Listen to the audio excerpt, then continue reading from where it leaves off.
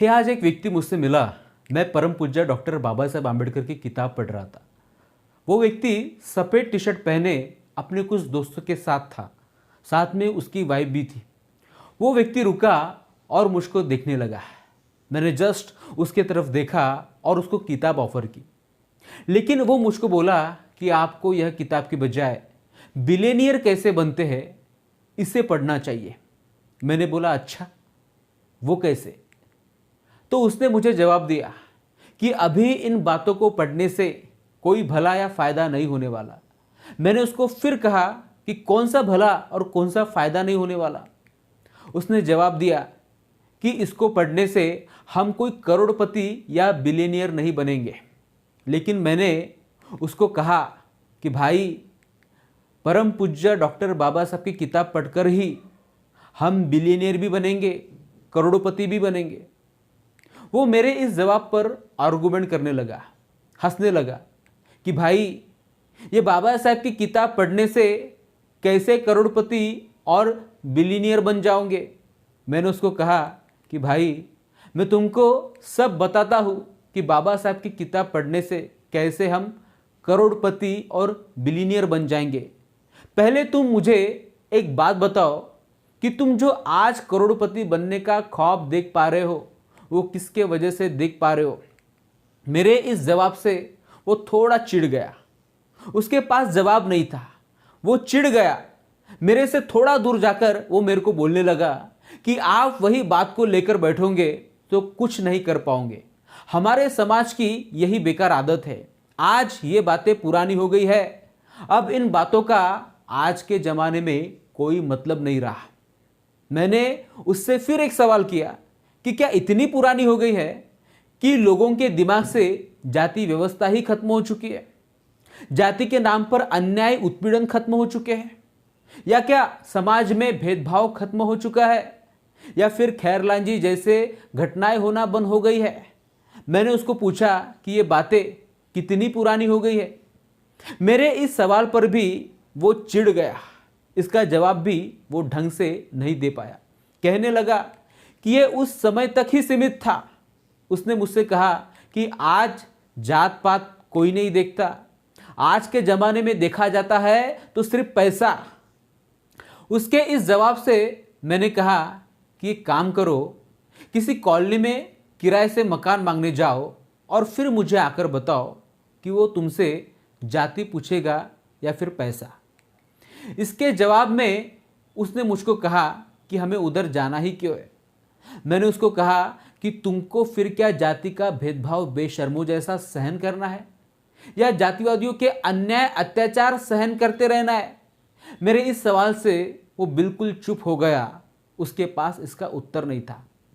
मैंने उससे कहा कि भाई, आपने जिस तरह से मुझे कहा कि आज बाबा साहब की किताबों को पढ़ना जरूरी नहीं है, ये तुमने किस बेसिस पे कहा? कौन से अनुभव से कहा? तुम अभी बोल रहे थे कि आजकल जाति को नहीं पैसों को देखा जाता है। उसी आधार पर मैंने तुमको कहा कि जाओ और किसी कॉलोनी में किराए से मकान मांग के आओ, फिर मुझे बताओ कि वो तुमसे जाति पूछेगा या फिर पैसा। और अभी तुम बोल रहे हो कि हमें उधर जाना ही क्यों है? क्या ये देश तुम्हारा नहीं है? तुम्हारे पास आज पैसा पद सब होने के बावजूद भी वो तुमसे जाति क्यों पूछता है? क्या तुम्हारा इस देश का नागरिक होना काफ़ी नहीं है? बात वही है भाई, जिनके हाथ में ये देश है वो इन्हीं मानसिकता के लोग हैं। फिर मुझे बताओ, वो कैसे आपको बिलियनियर बनने देंगे? बिलियनियर बनने के लिए उन परिस्थितियों का भी होना जरूरी है जो हमें बिलियनियर बनने के लिए मदद करे। सिर्फ टैलेंट का होना ही जरूरी नहीं होता। टैलेंट के साथ साथ परिस्थितियों का भी अनुकूल होना जरूरी होता है जो आपको बिलियनियर बनने में मदद करते हैं। और हमारे लिए ये परिस्थितियाँ पैदा करेगा कौन? तो बाबा साहब की किताब ही हमारे लिए ये परिस्थितियाँ पैदा करेंगे। मैंने उसे कहा, बिलियनियर बनने के लिए परिस्थितियाँ कितनी जरूरी होती है ये इस उदाहरण से समझो। अमेरिका का एलॉन मस्क को देख लो। एलॉन मस्क अगर बिलियनियर एलॉन मस्क बना है तो उसके देश ने दी हुई मदद और अनुकूल परिस्थितियों के कारण, उसके देश ने दी हुई उसे अपॉर्चुनिटीज के कारण। वही एलॉन मस्क अगर अमेरिका की बजाय बरुंडा में पैदा होता तो क्या बिलियनियर बन पाता? मेरी गारंटी है कि वो कभी भी बिलियनियर नहीं बन पाता। कुछ भी बनने के लिए परिस्थितियों का अनुकूल होना भी बहुत जरूरी होता है, और परिस्थितियों को अनुकूल देश के शासक बनाते हैं, और इस देश के शासक है मनुवादी लोग। वो कैसे आपको इस देश के बिलियनियर बनने देंगे? उनके नजरों में तो आप भंगी हो, जिनका काम होता है गटर साफ करना। उनके नजरों में तो आप एक चमार हो, जिनका काम होता है चप्पलें बनाना। उनके नजरों में तो आप एक महार हो, जिनका काम होता है मरे हुए गायों को उठाना। फिर मुझे बताओ कि ऐसे नजरिए वाले सत्ताधारी लोग कैसे आपको बिलियनियर बनने देंगे? आज जिन लोगों के हाथों में सिस्टम है वो ऐसे ही नजरिए वाले लोग हैं। ये लोग हमारे अधिकारों के भी दुश्मन हैं। वो कैसे आपको मिलियनियर बनने देंगे?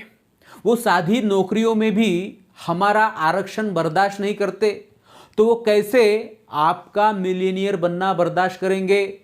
उनको आपका बुलेट गाड़ी पर बैठना तक पसंद नहीं होता, तो वो कैसे आपको बिलियनियर बनने देंगे? सबसे पहले इन लोगों को हमें सत्ता से हटाना होगा।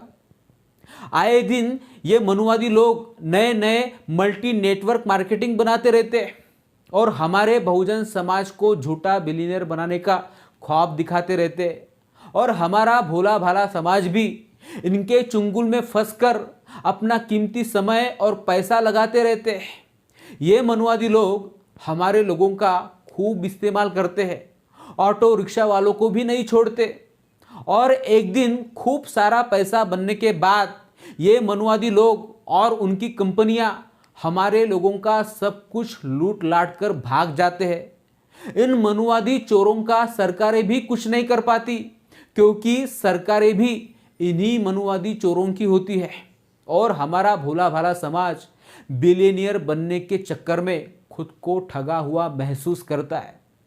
मैंने उससे कहा कि मुझे बताइए, अंबानी अदानी ने कौन से बिलियनियर बनने की किताब पढ़ी थी कि वो दिन बे दिन अरबोपति से खरबोपति बनते जा रहे हैं? इनको तो ढंग से बात भी करना नहीं आती, लेकिन इनकी सरकारें देश में है जो इनको बिलियनियर से ट्रिलियनियर बनाने में इनको मदद करती रहती है। करोड़ों की जमीन इनको चंद रुपयों में देती है, और तो और इनके कर्जे भी माफ करती रहती है। इसलिए ये लोग बिलियनियर से ट्रिलियनियर बनते जा रहे हैं, और ये सब इनके सत्ता का कमाल है।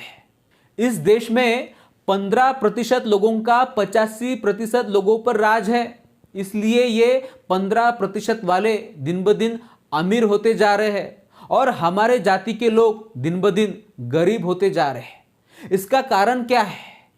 इसका कारण एक ही है कि हम हमारे महापुरुषों को भूल गए हैं, उनकी किताबों को पढ़ना भूल गए हैं। यही कारण है कि हम गलत दिशा में जा रहे हैं, बाबा साहब ने बताए हुए रास्ते से भटक रहे हैं। बाबा साहब ने कहा कि जाओ और अपने दीवारों पर लिख दो कि आपको इस देश की राजनीतिक सत्ता प्राप्त करनी है। राजनीतिक सत्ता वह मास्टर चाबी है जिसके माध्यम से हम अपनी सारी समस्याओं का ताला खोल सकते हैं, लेकिन हम बाबा साहब की बात न मानकर मनुवादियों के चुंगल में फंसते जा रहे हैं। सत्ता से हमारा क्या लेना देना, ऐसी बचकानी चर्चाएं करते जा रहे हैं। वो मनुवादी लोग हमें झूठा बिलियनियर बनाने का ख्वाब इसलिए दिखाते हैं ताकि हम बाबा साहब के मिशन से भटक सके, क्योंकि उन्हें पता है कि अगर ये लोग बाबा साहब के बताए हुए रास्ते पे चलेंगे तो फिर इन्हें इस देश का शासक बनने से कोई नहीं रोक सकेगा, और जब हम शासक बन जाएंगे तो फिर हमें बिलियनियर बनने से कौन रोक सकता है। मैंने उस व्यक्ति को कहा कि बाबा साहेब आम्बेडकर की किताबें पढ़कर बिलियनियर बनने का इससे अच्छा रास्ता मुझे नहीं दिखाई देता, क्योंकि बाबा साहेब की किताबें मुझे बताती है कि सत्ता वह मास्टर चाबी होती है जिससे हम किसी भी दरवाजे का ताला खोल सकते हैं और बिलियनियर बनने का ताला भी सत्ता के चाबी से ही खुलेगा। सत्ता में वो पावर होती है और यही कारण है कि ये मनुवादी लोग भी सत्ता पाने के लिए काम करते रहते हैं, ना कि किसी नेटवर्क मार्केटिंग वाली कंपनी से बिलियनियर बनने के लिए। मैंने उस व्यक्ति को कहा कि आज हमारे जीवन में जो थोड़ा बदलाव आया है, इन्हीं महापुरुषों के संघर्ष के कारण आया है। हमें आज से 50 साल पहले साधारण पढ़ने लिखने का भी अधिकार नहीं था। सार्वजनिक तालाबों से पानी पीने तक का अधिकार नहीं था। मिलीनियर बनना तो दूर की बात थी, एक वक्त की रोटी मिलने का भी ठिकाना नहीं था। लेकिन आज जो हमारे पास गाड़ी बंगला आया है, तो वो इस बाबा साहब के कारण ही आया है। इसलिए उनकी किताबें पढ़कर उनके मार्गदर्शन पर चलना हमारा प्रथम कर्तव्य बन जाता है, क्योंकि उन्हीं की किताबें हमें बताएंगी कि इन मनुवादियों के चालाकियों से कैसा निपटा जाता है। मेरे ऐसे बताने पर उस सजेशन देने वाले व्यक्ति ने मेरे बातों को एप्रिशिएट किया, मेरे से बाबा साहब की किताब ली और हाथ मिलाकर चला गया। तो देखा साथियों, ये मनुवादी लोग हमारे लोगों को किस तरह से गुमराह करते हैं। कहते हैं कि बाबा साहब की किताबें पढ़ने से क्या होगा, लेकिन मैं मेरे साथियों को इस न्यूज़ के माध्यम से बताना चाहता हूँ कि बाबा साहब की किताब पढ़ने से ही हमारा कल्याण होगा, हमारा अस्तित्व होगा, और इतना ही नहीं तो देखते ही देखते देश पे भी हमारा राज होगा। आज के न्यूज़ में बस इतना ही। मिलेंगे किसी नेक्स्ट न्यूज़ में, तब तक के लिए जय हिंद, जय भारत।